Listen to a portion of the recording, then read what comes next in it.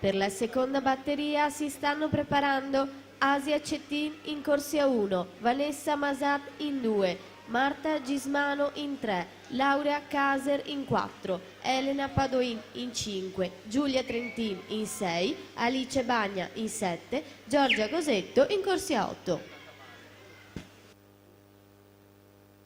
Intanto ammessi alla finale 400 stile libero maschili: Davide Casarin, Mattia Zuin, Alessio Gerardin, Riccardo Cervi, Alberto Camilotto, Simone Mazza, Leonardo Favretti, Daniel Zammattio. Ultimo tempo 4:7 e 25.